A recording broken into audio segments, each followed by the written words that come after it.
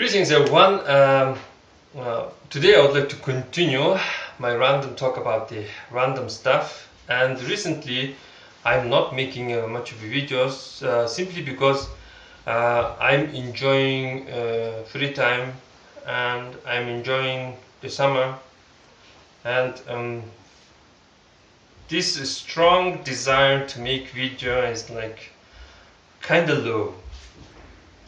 And the last video that I uploaded on YouTube is about a story of some Turkic dude killing nature deer. You must know there is something called nature deer in a religious art and in religious thinking. Here in Mongolia, deer stands for some kind of a general or this strong being that this collects people. When this strong being says something, a lot of men this come. Since man is here in Mongolia nature of water, it's like it's collecting the water, something like that.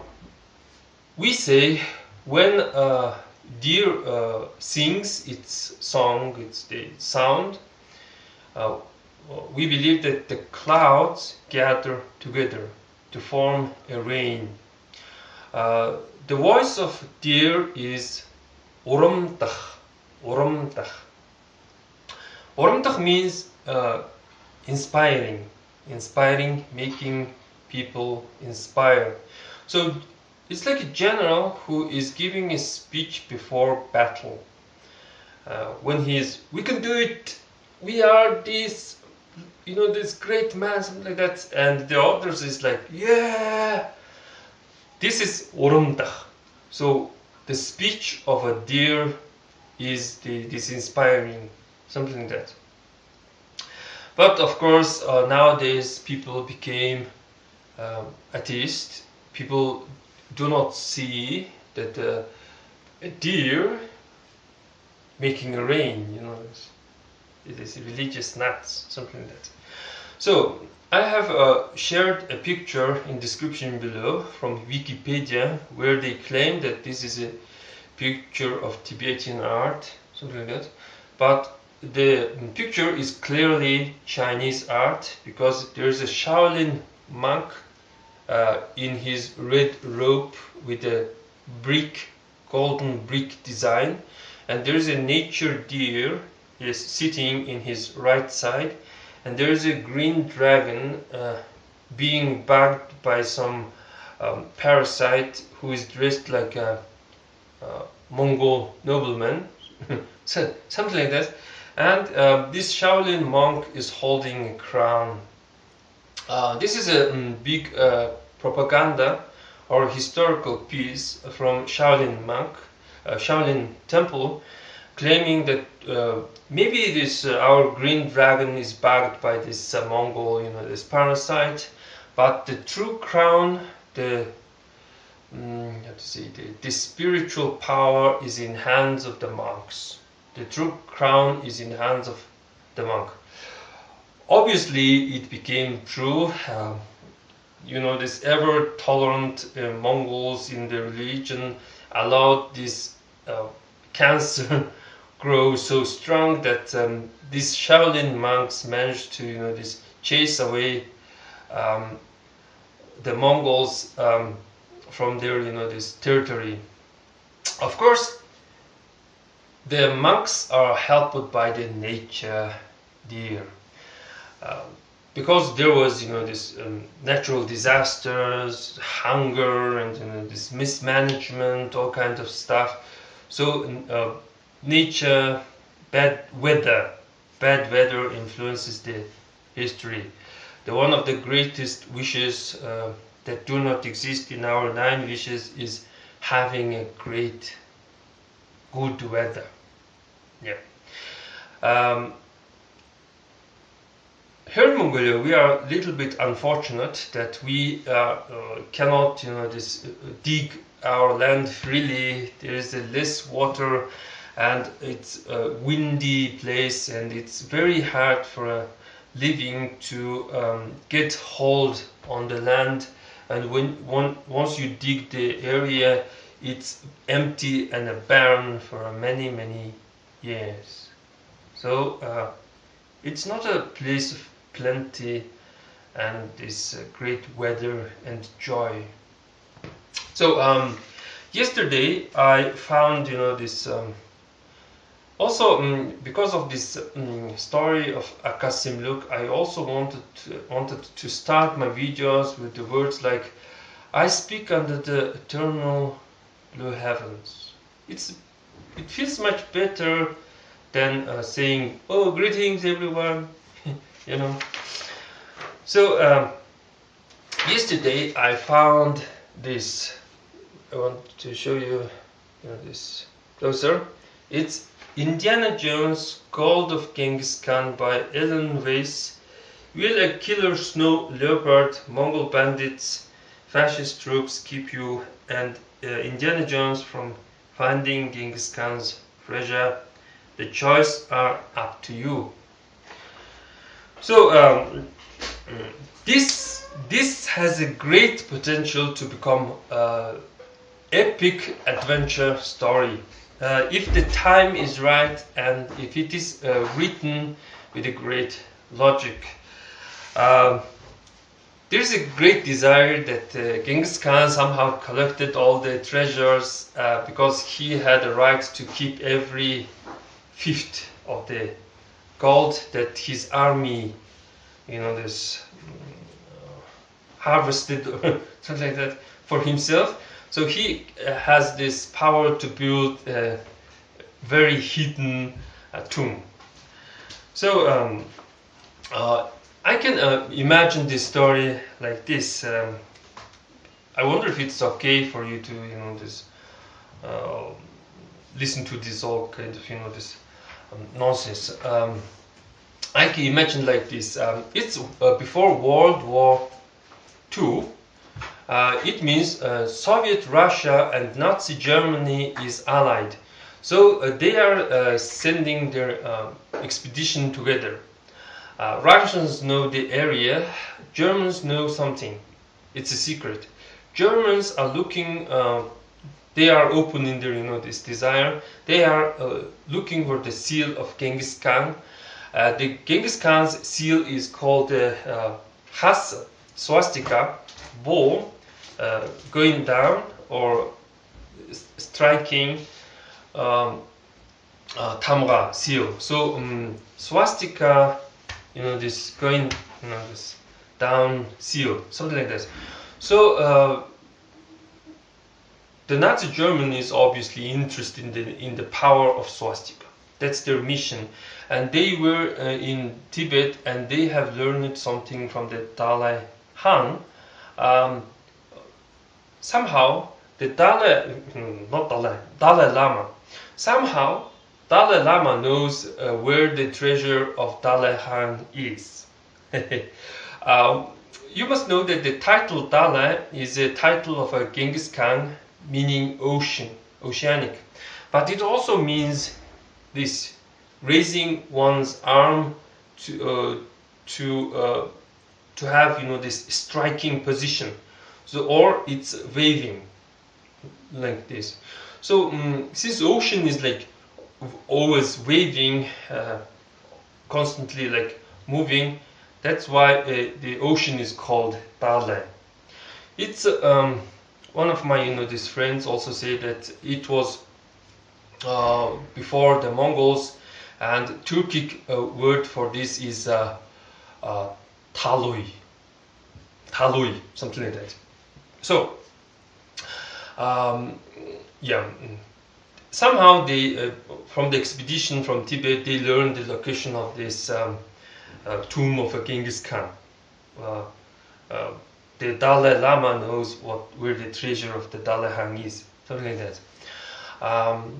They know that these Germans are this somewhat this evil and something like that, wicked. and they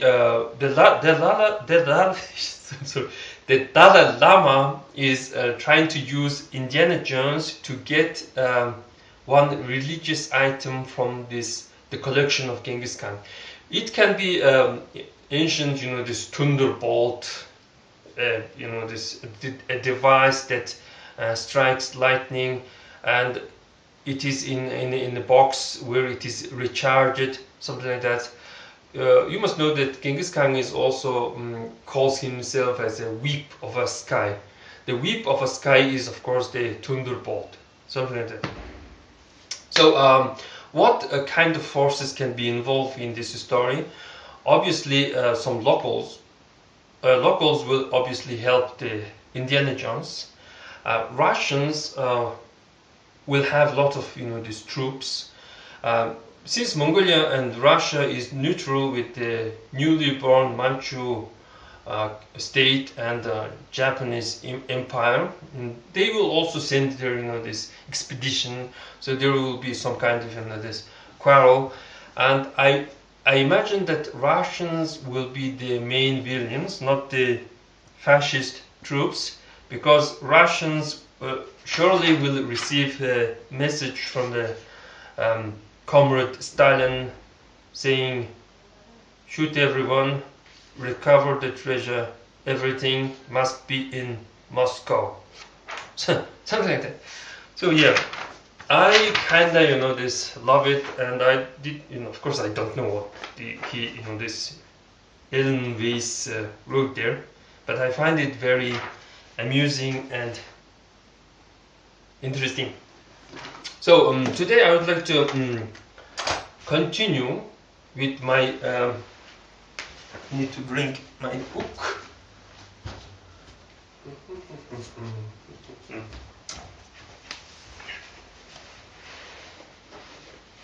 So, since some few people received my book, of course I'm generous. I send my books to some people. I would like to explain this symbol today. Why this is in the top, or why I put it like everywhere. The shaman bell, I guess this told you what is it, something like that. So it's basically one can say this three Holy Trinity, something like that, but it usually stands for living, non-living, and ancestors.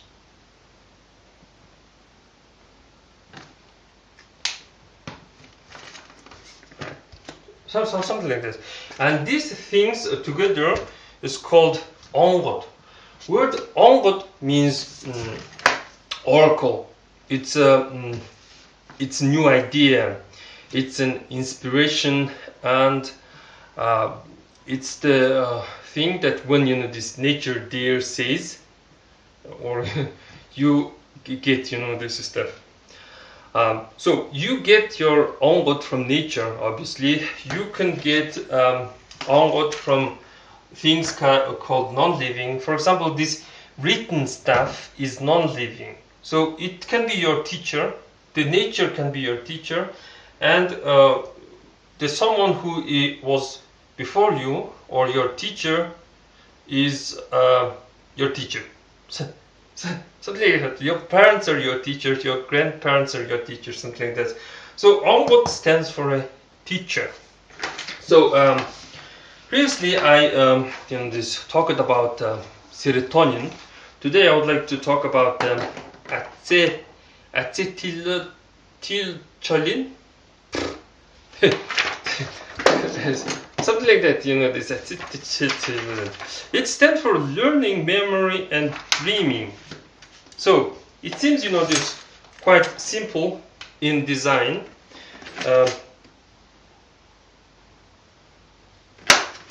You have this ONGOD, living, non-living, and ancestor. So you have ONGODs here. From how you connect with this nature, this thing. You connect with this with your wish. In English language, wish acts like a thunderbolt. You create a wish, a thunderbolt, and you throw it into a space, the samsara, or universe, or the reality, and it comes back broken. Your wish came back broken. Strange, you say. So you say like that, and you add more power into it, more this consciousness power, or you add a lot of logic into it, and you throw it, and your wish came true. So your wish seems to be a thunderbolt. So there has to be a wish. In order to learn something, you have to have the wish and desire to learn. Then what? It goes like this six-edged, this star. This Acetylcholine is like shaped like this. You can wish, but if you don't have power of observation, so let me put the power of observation here. With the power of observation, you can learn.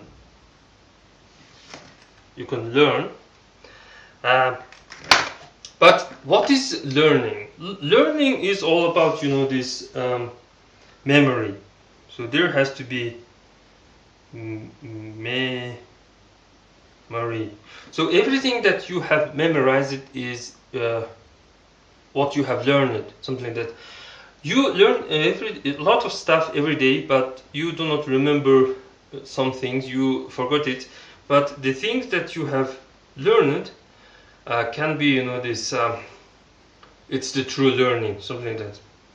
So what helps to memorize? It's a practice.